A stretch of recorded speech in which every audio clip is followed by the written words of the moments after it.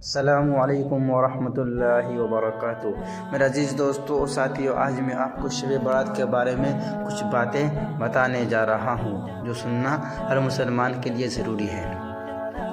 شب برات میں عبادت کا کوئی خاص طریقہ مقرر نہیں۔ یہ بات درست ہے کہ اس رات میں عبادت کا کوئی خاص طریقہ مقرر نہیں کہ فلاں طریقے سے عبادت کی جائے۔ جیسے بعض لوگوں نے اپنی طرف سے ایک طریقہ کھڑا کر کے یہ کہہ دیا کہ شب برات میں اس خاص طریقے سے نماز پڑھی جاتی ہے، مثلاً پہلی رکعت میں فلاں سورت اتنی مرتبہ پڑھی جائے، دوسری رکعت میں فلاں سورت اتنی مرتبہ پڑھی جائے، وغیرہ وغیرہ۔ اس کا کوئی ثبوت نہیں، یہ بالکل بے بنیاد بات ہے، بلکہ نفلی عبادت جس قدر ہو سکے وہ اس رات میں انجام دی جائے۔ نفل نمازیں پڑھے، قرآن کریم کی تلاوت کرے، ذکر کرے، تسبیح پڑھے، دعائیں کرے، یہ ساری عبادتیں اس رات میں کی جا سکتی ہے، لیکن کوئی خاص طریقہ ثابت نہیں۔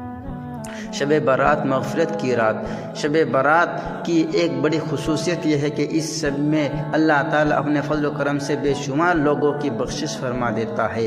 آقا و مولا صلی اللہ علیہ وسلم نے فرمایا، بے شک اللہ تعالیٰ شعبان کی 15ویں شب میں شب آسمانی دنیا پر اپنی شان کے مطابق جلوہ گر ہوتا ہے، اور قبیلہ بنو کلب کی بکریوں کے بالوں سے زیادہ اللہ تعالیٰ لوگوں کی مغفرت فرماتا ہے۔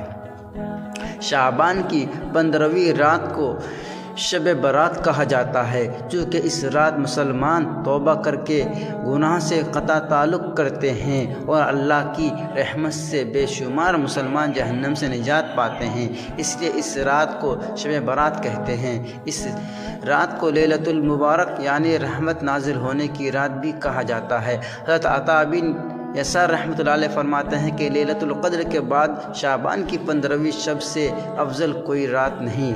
جس طرح مسلمانوں کے لیے زمین میں 2 عیدیں ہیں، اسی طرح فرشتوں کے لیے آسمان میں 2 عیدیں ہیں، ایک شب برات، دوسری شب قدر۔ فرشتوں کی عید رات کو اس لیے ہے کہ وہ رات کو سوتے نہیں، جبکہ آدمی رات کو سوتے ہیں، اس لیے ان کی عید دن کو ہے۔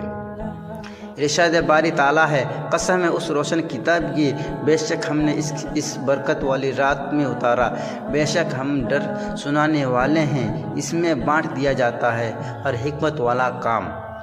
ان آیات کے تفسیر میں حضرت اکرمہ رضی اللہ عنہ اور بعض دیگر مفسرین نے یہ بیان کیا ہے کہ لیلۃ المبارکہ سے 15 شعبان کی رات مراد ہے۔ اس رات میں زندہ رہنے والے، فوت ہونے والے اور حج کرنے والے سب کے ناموں کی فہرست تیار کی جاتی ہے، اور جس کی تعمیل میں ذرہ بھی کمی بیشی نہیں ہوتی۔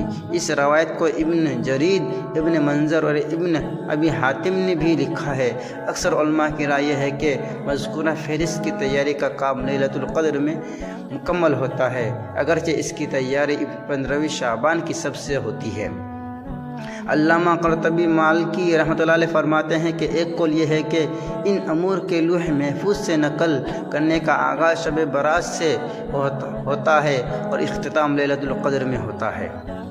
حضرت عائشہ صدیقہ رضی اللہ عنہ فرماتے ہیں کہ رسول کریم صلی اللہ علیہ وسلم نے فرمایا، کیا تم جانتی ہو کہ شعبان کی 15ویں شب میں کیا ہوتا ہے؟ میں نے عرض کی، یا رسول اللہ، آپ فرمائیے۔ ارشاد ہوا، آئندہ سال میں جتنے بھی پیدا ہونے والے ہوتے ہیں وہ اس سب میں لکھ دیے جاتے ہیں، اور جتنے لوگ آئندہ سال مرنے والے ہوتے ہیں وہ بھی اس رات لکھ دیے جاتے ہیں، اور اس رات میں لوگوں کے سال بھر کے اعمال اٹھائے جاتے ہیں، اور اس رات میں لوگوں کا مقررہ رزق اتارا جاتا ہے۔ عطا بن یسار رضی اللہ عنہ فرماتے ہیں کہ شعبان کی 15ویں رات میں اللہ تعالیٰ ملک الموت کو ایک فہرست دے کر حکم فرماتا ہے کہ جن جن لوگوں کے نام اس میں لکھے ہیں ان کی روحوں کو آئندہ سال مقررہ وقت پر قبض کرنا ہے۔ اس شب میں لوگوں کے حالات یہ ہوتے ہیں کہ کوئی باغوں میں درخت لگانے کی فکر میں ہوتا ہے، کوئی شادی کی تیاری میں مصروف ہوتا ہے، کوئی کوٹھی بنگلہ بنوا رہا ہوتا ہے، حالانکہ ان کے نام مردوں کی فہرست میں لکھے جا چکے ہوتے ہیں۔ چونکہ یہ رات گزشتہ سال کے تمام اعمال بارگاہ الہی میں پیش ہونے اور آئندہ سال ملنے والی زندگی اور رزق وغیرہ کے حساب کتاب ہے، اس لیے اس رات میں عبادت الہی میں مشغول رہنا رب کریم کی رحمتوں کے مستحق ہونے کا باعث ہے، اور سرکار دو عالم کی یہی تعلیم ہے۔